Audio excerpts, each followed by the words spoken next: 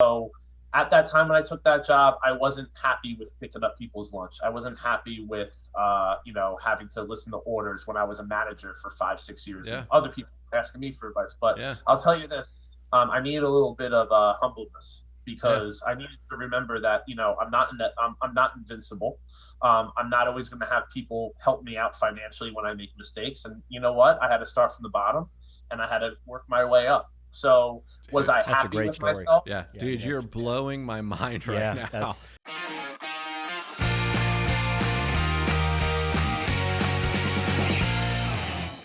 All right, welcome to another episode of the Contacts to Contracts podcast. I am Bryan Lovell, always here with Mr. John Jones. What's up, B-Love? How What's are you, up, man? dude? I'm doing amazing. How are Awesome. you? Doing well. So Thanks. we got a cool podcast planned for everybody today. We have a series.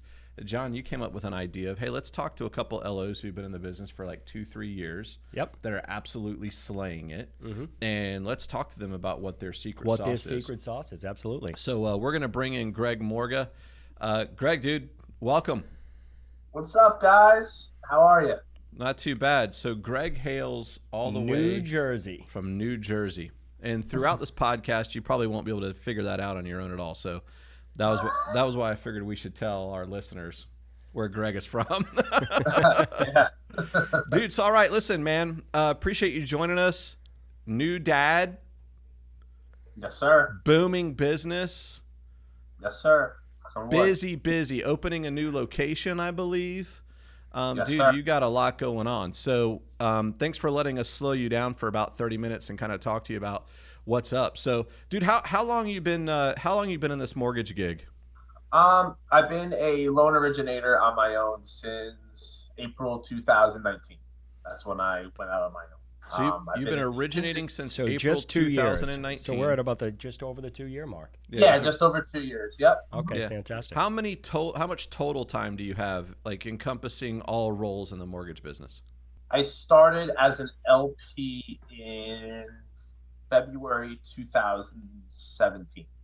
Okay, so basically 2 years as a loan processor, decided to jump into. Well, I wasn't a processor. I was just like a loan partner because I didn't know loan anything. partner. Okay, all right. Then they got hired to pick up the guy's lunch. So I that was had to be picking up that was an people. enticing offer. So they hired you to pick up lunch prior to doing the pickup of lunch. What were you doing? What was your previous life pre-mortgage? I worked at AT&T for about 5 years in sales management, in New York and New Jersey. I Okay. was doing that for a little bit. I actually wanted to become a realtor. So when I made the decision to leave AT&T because I just wanted a better, a career where you had to take a little bit more risk, I left AT&T and went to a solar company for about 3 months just so that I had time to take the class for the real estate exam. Okay. And I passed the exam. I was getting ready to join Keller Williams, and I play poker a lot, and I was in a poker club, and I was just playing poker and hearing people talk, and we always talk about what we're doing with our work and everything. And long story short, there was a guy there that ran his own mortgage branch, and he knew that I was working at AT&T, and AT&T had a lot to do with like plan structure, what's the best plan for you, what's the most savings, and everything like that. And he just kind of like in jest was like, why don't you do mortgages? You definitely seem more inclined to be on the mortgage side than real estate. Sure. And honestly, about 2 to 3 weeks later, from just in my head, I was like, you know what? I'm just going to message this guy. Something's telling me to just message this guy and learn a little bit more about it. And I messaged him, went in for an interview. He told me what the job entailed and how it looked, and it would take a while to build up. And for just some reason, from the grace of God, I decided that taking an $18 an hour job for 40 hours a week was better than my, current 75,000 job, 75,000 a year job. Slinging Right cell when phones. I was married. And the rest is just history. That's pretty much where I started. And so obviously you spent some time in sales before you got into the mortgage business, but like your first taste in the mortgage business was as a loan partner, which sounds like a branch manager or a top producer. Like, what'd your role look like? Like, what were some of the things that you were doing there? So the main stuff that I was doing was literally admin work. So what happened was this guy hired me because he needed someone to pretty much fill in the role of taking care of the loan officer's needs with like printing out disclosures. There's a lot of loan originators there that were older, 50s, early 60s. Hey, that easy. Still did everything by paper. Still did everything by paper. So my job was, his idea was I would learn the loan industry by doing a lot of administrative tasks just to learn the ideas. But then on the flip side, do stuff that nobody else wants to do. So, get everybody's mulligans order. That was the name of the restaurant. I have to get a mulligan. Collect everyone's money, put the order in. If there was meetings, I'd have to go get the pizza, stuff like that. Hey, Greg, take care of the conference room, clean it up a little bit. Yeah, wow. Wow. So how did you like that? Yeah. How did you like that job? I will be honest with you, man. I don't want to get too personal here, but at that time I had a humongous personal problem that I was going through for about 5 to 6 years. I was at the crux of ending that problem, and I wasn't in a good place mentally. I figured, I'll just tell it. I had a gambling problem for about 7 years. A really, really, really bad gambling problem that almost cost me my wife. Lost all my money. A lot of relationships. Had to file a bankruptcy and everything like that. I was at a very low point in my life, and I had to come to a decision where, do I want this bankruptcy to, be the end story of my story, the final chapter. And so I think at that time, when I saw this job and I saw the opportunity, I saw other people being successful and seeing them live their lives and making very good money and not having to work 18 to 20 hours a day like I was at AT&T, driving up to Staten Island to make, $60,000 a year, right? Living in Jersey, right? I think I just said, you know what? Why not? Why can't I do it? Why, if they can do it, why can't I? And I think once you reach the bottom, you really start realizing that you can't take stuff for granted and that hard work does pay off. And I think it was just a kick in the ass that I needed. So at that time when I took that job, I wasn't happy with picking up people's lunch. I wasn't happy with, having to listen to orders when I was a manager for 5-6 years. Yeah. And other people asking me for advice. But I'll tell you this, I needed a little bit of humbleness, because I needed to remember that, I'm not invincible. I'm not always going to have people help me out financially when I make mistakes. And you know what? I had to start from the bottom and I had to work my way up. So was I happy with myself? Yeah, dude, you're blowing my mind right now. I mean, dude, I love it, man. For you to be transparent like that and just say, hey, I needed to eat some humble pie, start in some humble beginnings and start over. Like, as we unpack the rest of the story about what you're doing now, people are going to be blown away by this. Yeah. I'm still I already am. I can't wait to get to the meat and crux of this now. Right? So, dude, so you start off as a loan partner working hourly, which, by the way, there's nothing wrong with that. When did you start to learn a little bit about the mortgage business? So, I mean, you got to remember, I was at my low point in my life, and I really, I'm seeing my friends in the crux of their careers at 29 and 28 making more money, moving up in the company, and I'm starting all over with no money, a wife that barely wanted to stay with me, but just did because of her history, right? So I was like, I'm going to learn this as fast as I possibly can, So the one thing that Jeff, the branch manager, made me do was call Zillow leads and try to I couldn't really do anything because I wasn't a loan originator, but just set appointments to do leads. So I used to run his Excel sheets too. He had everything on databases. So I used to, save the database, and I was like, you know what, I'm going to be the guy that gets the most Zillow appointments and, make this guy's business go up 30%. Right. Wow. I didn't even want to get paid on it. I just had that goal. Right. Because I never thought about the money, because if you think about the money, that's when you fail. That's one thing I would always say. You just wanted to win. Yeah, you just want to win. That's exactly it's a win. Everything's a win. And I learned that from AT&T, because they used to make us write stuff on the board. Like if you sold the phone, you wrote phone. And I remember I always wanted to go to that whiteboard. I always wanted to go up and write a number and have everyone see me write that number. And I wanted that number to be so big that everyone was like, how the hell did that guy do it? So I wanted to do that in the mortgage industry. So I would call, set appointments, and then honestly, man, I always ask for forgiveness rather than permission. So, I mean, I started meeting with realtors and pretending I was a loan officer, because I would do it under, branch manager. Hey, we got. I'm pretending. By the way, he's not pretending anymore. He is legit.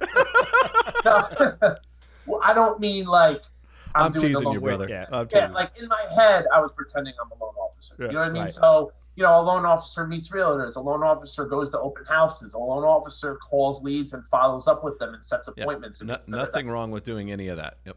right. Yeah. So, I mean, so what happened was as I was doing that, I was also studying for the MLO test, because, his plan was I probably wouldn't pass it in 2 years. Right. But I wanted to pass as fast as I could. So I would study for it, learn the terminology from printing disclosures. What is this? What is this form? What does this mean? What is a 1003? Why is this on there? What do I need? How do I calculate? How do I calculate margins? I'll never forget my branch manager, like my second week, I was asking about like margin compression. And he was like, what are you doing? You don't even know what an FHA is. Dude, but now you Never can, mind that, right? now you can add, subtract, divide, and multiply in eights in your head. Yes. Right? Yeah. Yes. Yeah. Mortgage math. I know. I always sit down with my kids, doing fractions. And I'm like, you're saying to yourself right now, Dad, why do I have to learn these fractions?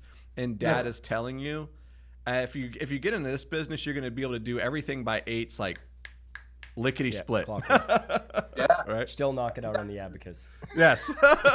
Old school.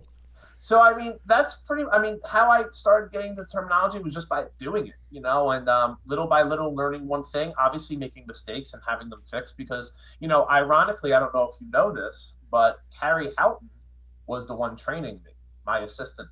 I don't know if you know that story either. No, So I did not. Yeah. Carrie Houghton was the assistant for my branch manager, and she was the one who trained me on everything. She trained me on how to make an app, how to collect documents, what everything was. And it just, you'll learn at the end of the story how crazy life is. But, 5 years, 3 years later, she's now working for me. Yeah. Yeah, So, that's great. That's great. So go ahead, Greg. No, that's pretty much what I did. And then, maybe a year later, I took my test. I passed it the first time, which was, that was. Congratulations. Thank you. I remember driving home and saying, oh my God, maybe I do have another chapter. Maybe I'm not a loser. Maybe I'll actually.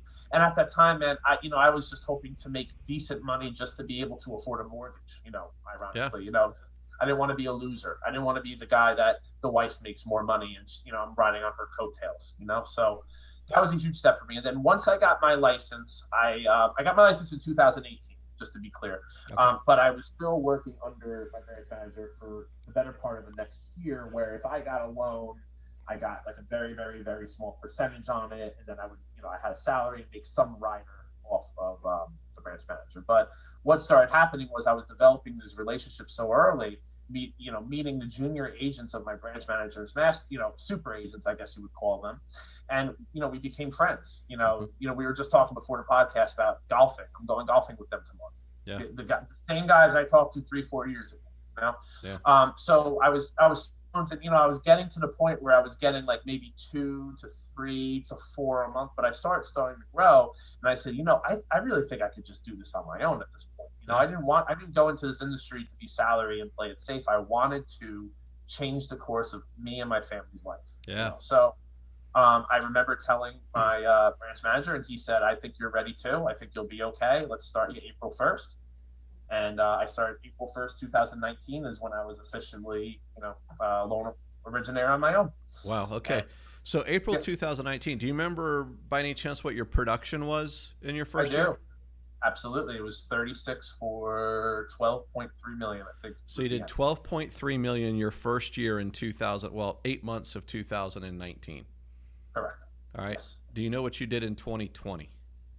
I think I did 118 for 37 million. Okay. Was that close? I don't know. Oh, yeah, 37 or 36. All right. And so far this year, I believe, through the middle of May, over 20 million in production already for the year. So we just want to say congratulations to hitting the President's Club 2021 award. Yeah, congratulations. By mid-May. Dude, that's crazy, man. So that's a short period of time to be doing that kind of production. Congratulations to you. Hopefully, man, you take the time to give yourself a pat on the back. You completely changed the course of your life. Like outside of this business and those accomplishments, that was the most important thing that you did. Yeah. Right. And completely changed the course of your life. And now you've got a young son. Yeah. And you get an opportunity to do the same thing for him too, man. So congratulations, dude. Congratulations. Yeah. That's Thank an you. awesome story. So, Thank you. Greg, share with us a little bit. Right now, you've got a team, but before it was a team and it was just you as a single LO. Like, where did your business come from? Like, what? I know it's coming primarily from real estate or referral partners, but where are you meeting these folks at? How are you developing those relationships? Well, I mean, I tell you, I'm about 95% referral based right now. And I mean, that's a proud number. I'm very proud of that number, more than any other number, because what that means is that people trust me. Yep. And I think when I got into the industry, I kind of had a how am I going to stand out and be different stance. And I think I just rolled with that a little bit more aggressively than others. And the two things that I think stand out was that number one, I am younger than most loan originators. I mean, when I started, I was 30, and I don't even think that's really that young in the grand scheme of things. But in the industry, I know the average is way older because I saw what my competition was out there. Yeah, Right? sure. So I wanted to primarily work with younger realtors because I felt like I emphasized more with them and I emphasized more with probably most of their clientele. Right. So how did I approach it that way? I approached it by being a millennial loan officer. And that doesn't necessarily mean just about technology because my old company wasn't really that much technology in my eyes, right? Mm-hmm. It was more about caring for their needs and being there and letting them know that I'm going to take care of them, right? So with mine, I built a lot of rapport with my clients to the point where they would want to work with that realtor and refer the realtor because they like their referral partner. So my whole thing was I'm never going to ask for business. I'm going to do such a good job and be such a good crutch for my partners that they will want to work with me, whether it's being their friend, whether it's being someone that's fun to talk to, whether it's someone that always picks up their phone and gives them an update that's communicative. But also, I started realizing the second factor was that a lot of lenders out there are, I don't want to say anything bad, but there's definitely a lower bar set out there, I believe, for a lot of loan officers. I agree. There's a lot of loan officers that they don't answer their phone. They wait 5 days to call you back. They don't care. They don't follow up. If the lead isn't ready to buy right away, they don't do it. They take too long. They get annoyed with realtors. They don't answer them. They don't keep them updated. They let the processing. I never ran my business that way, right? Mm-hmm. I always ran it where I'm going to be the front end, right? Now, obviously, when you grow, right, you have to adapt and you have to let your team do a little bit more. But at that time, I wasn't big enough, so I didn't want to. I remained humble. You know what I mean? So I think what happened is that a lot of realtors do trust me. And I think that they understand that I'm actually on their side. I'm not saying, hey, the lender does all the work. You should read some stuff you see online where lenders are talking about how bad, realtors don't really know what they're doing and they're not doing their job. And honestly, I sometimes think realtors work harder than us. I mean, they're the ones out every weekend. They're the ones out at night. Some of my best friends are realtors. And I'll tell you right now, It's brutal out there right now. Is lazy. They're not lazy. Yeah. Now, no successful realtor is lazy. They work their asses off all weekend long. That's right. Yeah. And most of the time, they don't even get paid for half of the stuff that they do. Yeah. So, to me, why wouldn't I help the realtor when the realtor is sending me the business? The client isn't the customer. The client is the referral partner. So, what happened was I believe that a lot of realtors saw that and they were more inclined to introduce me to their friends just because I was a nice guy and I helped them and they know that I'm a genuine person. I mean, I don't really think I do anything special. I think I just do my job.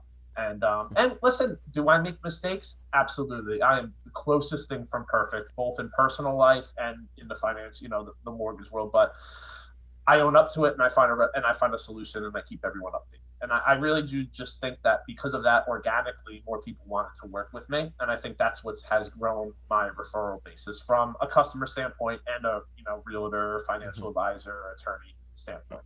That's where I think that's why I have a lot of referrals right now. I'm glad. So what was the catalyst or where were you at in the decision-making process when you decided to go from single LO to starting to grow a team? So you had mentioned you had worked with a partner that you have on your team now, Carrie, in some different roles. So you guys are still together now. I'm not sure whether she was your first teammate or not, but what made you decide to, hey, if I'm going to continue to grow this business, I got to start to put some people around me to help me get there? Well, when, I'm sure every lender can relate, when you need to have more help, you reach this you reach this point in your career, and it's happened to me multiple times, and then I've had to make changes. Right, I'm going through that right now. But when the capacity level is so high that you can't operate at the level that got you the business in the first place, right? So, I was closing at one point, I was getting to the point where I was closing 12 to 13 to 11, loans a month, and I didn't have an assistant, and I needed a little bit more resources. And long story short, without talking bad or anything like that, we weren't in agreement with me and my company with what I needed and what they could provide. Okay. So the first thing you start doing is you start talking to other companies and seeing what's out there, for the sake of your business and the sake of your referral partners. So, I happened to run into, Crystal Lima, and we talked, and, all the things that I felt were shortfalls in my business production, it seemed that VanDyk Mortgage had the cure for it. And, you always get a little scared because, the recruiting game is just telling you the best thing. You're never going to recruit and say, no, we're not good at that. Right. It's a lot of trust. And at the time, you mentioned I'm a father, my wife was ready to have the kid in October, and I'm talking about making a humongous transition right before that. You would think I'm nuts, but I've just always lived my life where an opportunity on the comes edge. In. Yeah, it sounds like you work without a net pretty regularly. Pretty much. Yeah. Gambler at heart, I guess. But yeah, I just decided that, I feel like I had enough volume where I could contribute more and take on more responsibility, which means more opportunity. The main thing too was I knew that if I was going to get more market share with, referral partners, and instead of having 60% of their business, maybe be able to contribute to get 80 or 90 or 100% of the business, I knew that there were certain things that a branch manager can do that a single LO doesn't have the opportunity to without having to ask. I don't want to ask anymore. I wanted to be able to provide it on my own recognizance. So that's when I finally decided that, because at first when I was leaving the company, I was really just looking for a better opportunity ops wise. But then, when Chris brought up this opportunity, particularly here at VanDyk, at first I was scared because I was brand new. But then when you realize that everybody has to start, you're never going to have the right time to actually take on new things and be uncomfortable. I saw the benefits of having my own ownership. And I feel like that has definitely grown my business too, because I can contribute. Yeah. Dude, you just made a connection for me, and we were talking a little bit before we got on that you're very coachable. Like, he's willing to be comfortable being uncomfortable, right? And a lot of times when you need to make a change in your business, or you need to take on something new and you're a little bit scared, like Greg, it sounds like from a lot of the story that you've shared with us so far today, you're pretty comfortable being uncomfortable, and that's a challenge. When you come to the fork in the road, there's least resistance and resistance. That's resistance. Yeah. He's going to go head on at it. Yeah. It's kind of a sick thing in my head. I'm actually paranoid of being comfortable. And I know that sounds stupid, but it sounds like an oxymoron, but it's really not, because I have a saying that once you're content, you can't grow. Yeah. So I'm always looking for things to take on. Bryan, you saw the things I was talking to you about when I met you down in Florida. And some of them are not even achievable, but I just want to have that in my head, because why not? That's always yes, correct. Maybe not achievable yet. Right. You know what I mean? Yeah. Like, no, dude, I love the growth mindset, because you've got to be willing to be stretched a little bit and to grow a little bit and to learn new things. And, I like what you're saying there about, you're almost fearful of being comfortable. It's like, I remember, like, when I was in high school or even college, I would write like my best essay the night before it was due. Same. Like if I'd have tried to write that like 3 or 4 days before it was due, like that thing would have probably been garbage. But like, pressure's on. It's due on Friday. On Thursday night at 10 o'clock, I'm still writing an essay. But that was going to be my best work. Did you just knock over a Coke? That was my beer. Sorry. Even worse. Shame. No lid. All right. But you know what I mean by that. Like, sometimes you do your best work under pressure, but if you're always comfortable, maybe your best doesn't come out. So yeah, dude, I love that. So 2021, what are your branch goals? You're ambitious, obviously. You're already at 20 plus million. I mean, where are you? What's the bar? What are you trying to hit? Okay, so I don't have a numeric number because Okay. I really just honestly, guys, I really don't think about the money. I don't think about the numbers. I just think about wins. I try to keep it very simple, right? So, Okay. but my goals right now is to build out a processing team where I am so fluent with everything and automated. I want to be the closest to the fintech companies out there as possible, with the idea that they get a benefit with somebody that actually cares for them, picks up the phone, and gives them an advisory position, right? Mm-hmm. So my goal is by the end of the year to have a completely streamlined automatic process as much as it can be without actually being a robot once they are under contract to clear to close. Okay. My Nice. other goal would be that I want to primarily be purchase based and referral based to the point where it's a blue moon that I'm not doing alone in that Yeah. partake, because I do believe that that's where the strength of stability comes into play. Not that I won't focus on the other loans, but my focus will always be purchases with my referral partners, and I want to give them the best asset to have them win more deals in this crazy market that I do think is going to be around on the seller side for at least another 2 years. Yeah. Okay. That So would be my you made me think I'm of looking for the great tip. Like if 2 years originating, right, and Yeah. he's in the friend zone, which is great. It's 95% purchase, but where did you meet these people again? Realtors? Were you going to weekend open houses? this Were was you? where this is exactly my where I life. was going to go. So Okay. my Yeah. thing is like he grew his business by double during a pandemic. Right. Like I want to know how. It's got to be some phone work involved there, right? And I don't think you're like out and about doing the one-on-ones, but a lot of dialing. And I'm curious how many people or what your plan is as far as reaching out to people. I mean, I never made it a what's A that word? number, Pro quid yeah. quo or quid pro quo, whatever. Like I never made it like that. Like I swear, very organic with my relationships and being friendships. Like I mean, I just was getting lunch with one of my realtors. Didn't talk business at all 2 hours ago. Like Right. just being there as a person that actually cares. Always showing them that it's not just about the business.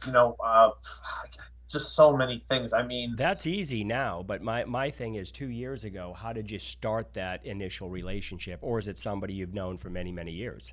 I Like that? met them through honestly just taking every opportunity you can get and running with it, and to the most extreme Okay. aspect, right? So, like when my branch manager at the time would introduce me to a realtor, I Yeah. would make sure I got them a Zillow lead. I would make sure that they were Okay. pre-approved. I would make sure I gave them another one. I would make sure I followed up with them. I would make sure that we talked.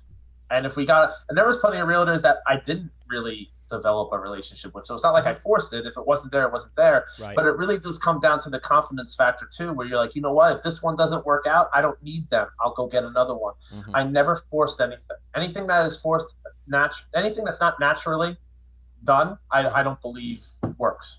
So whether that's a deal closing, whether that's pushing a refinance that they really aren't benefiting, maybe they are slightly, right? They usually don't work out. There's usually some problems. They usually complain or something like that, right? Yep. Same thing with real relationships. If it didn't work out organically, I moved on to the next one. But what I did was I made sure I had that opportunity and I ran with it as much as I could. I would take them out to eat. I would meet up with them. If they had an event with their kid, I would go. I would remember their birthdays. I would remember special moments. I would ask them how their day was. I would talk to them about my day.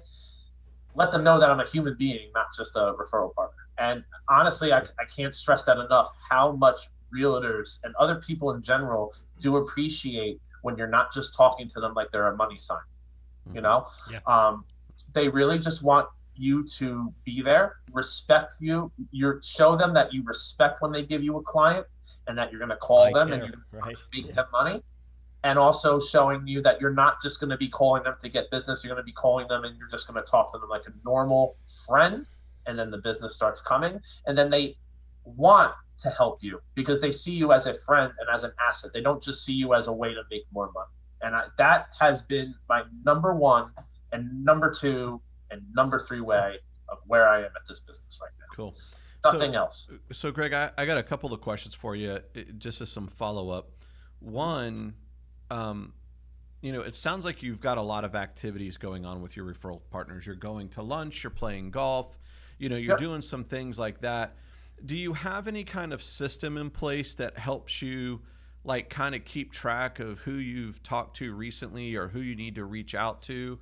Like how do you know when it's time to make a touch and who to touch?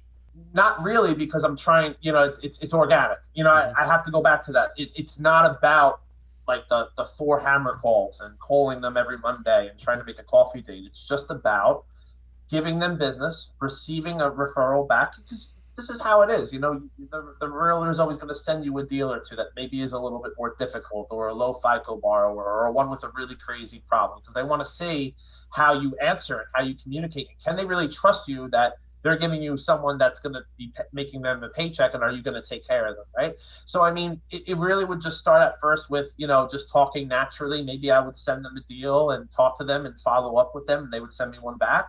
And then as we're talking about those clients, we would get to the next step. Hey, so, all right, so for an example, how I know that this person is going to work out is when we have one deal together and I see that it went well, even if it didn't go to a contract, even if it was just, we found out that they weren't going to be able to buy, but everyone was on the same page and the person really liked how we operated. Now I know that I got someone with potential, right? To someone that's going to benefit my business, but someone that I can also benefit as well, because they want to grow, right? So once I had that established relationship, then I would focus on giving them more business and making sure that we were in communication constantly, right? So it's not like a spreadsheet or anything like that. I mean, have I looked up realtors on, like MMI, like we talked about, to see people who have good production? Absolutely. Absolutely. I mean, I do that all the time, right? Especially if I have like an internet lead that I could set, I'm paying for internet leads and I want to try and get into a new town, right? Like, for example, I wanted to get to the more northern parts of counties of New Jersey, because I felt like the counties by me, the shore area, was very, very, very hard to get an offer accepted, right? Okay. Or, the price points were getting to the point where most, if not all, first-time home buyers can't afford it. So what did I do? I didn't know any realtors in an area that's an hour and a half, 2 hours from me. So I would look on MMI, maybe look online on Facebook, on LinkedIn, to see, realtors that are really killing it up there, look up their information, use MMI to see if they really have established relationships with lenders. Are they giving the same lender 35, 40% of their business, or are they all over the place? And if they were all over the place, mostly doing buyer sales and having good production, that would be somebody that I would add on Facebook, try to start a conversation with, maybe send them a deal, recommend them when somebody asks for a realtor in the tons of Facebook groups. Anything I could do to spark a conversation, but also not make it look like I'm calling them to ask for coffee and sit down with them for 20 minutes. Yep, sure. Cool. That's pretty much, in the grand scheme of things of what I've done. Dude, nice job. So here's my last question for you while we wrap up. Maybe no, John's motioning that there might be another one. Okay, so you've mentioned a couple of times, like, I don't necessarily have a number that I'm trying to make. I don't necessarily have like a goal for how much production I'm doing. I'm like looking for wins. Can you give us like an example or some ideas of what a win is to you? A win for me is constant growth. So I would say if I closed X the last 3 months, right, I want to close maybe 10 to 50% more the next month, right? Okay. I remember, for an example, I like to align it with company goals too, as crazy as it sounds. So like, I know that there was a big concern that, a lot of people were doing more refis and purchases at the end of the fourth quarter of 2020. So I was, I saw my percentages, and it looked like it was like the first quarter where I was doing more refinances than purchases. So I said, I want to turn that around by next quarter. So that's a win for me, right? Going to get loans, I mean, to me, it's just the constant flow, and obviously that's a win every time you get a loan. But being able to focus on something and actually make that happen, that's a win to me. So when I focused on getting more purchase business and I actually achieved that, that's a win to me. I think having Carrie Houghton close more loans than she's ever had in her entire 10-year career with 4 months over at VanDyk while she's working on my loans, that was a huge win for me. She is an extreme win for me right now. I would probably say that's the biggest win I have right now, is the growth that I've seen through Carrie. Awesome. Yeah. I mean, she's been in the industry for 10 years, right? She's always been a junior, LO, LP, right? She's extremely good at what she does. Clients love her more than they love me. I don't even know why they use me over her. I mean, she's the nicest person on earth, and the most she's ever closed, probably, in her career at a time, is 1 or 2 loans a month. Nice. Okay. She comes over 4 months. She closed 7 loans for $2 million in January. She's closing 5 this month. She's closing 4, 5, 6 a month. She's happier. She's making more money. That's a win to me. Nice. You know, because that goes to that validates to me that I know what I'm doing, and it's not just all about me. It's about helping people. I'll say now you're not just changing your life, you're changing other people's lives too. And the cool thing, he still has time to play golf. Yeah. Yeah. So, all right, dude, Greg, this is an important question, so buckle up for this one, man. You ready? Pin your ears back. Okay. Coffee or energy drink? Coffee all day. Just trying to figure out where all the energy comes from, my man. Yeah, man. John, you got anything else to add? That was awesome. What a great story. Yeah, yeah. Greg, anything you wish we'd have asked you? No, man. No, I think we covered a lot, you know, and I do have a tendency to talk a lot, so I know you're going to have to edit a lot of this. So it's okay. Dude, we don't want to miss a single word. So listen, thanks for tuning in to another episode of the Context to Contracts podcast. On behalf of Greg Morga, John Jones, I'm Bryan Lovell. We want you to know if there's anything that you need. Keep it in the short grass, break 90. Always here to serve. Have fun.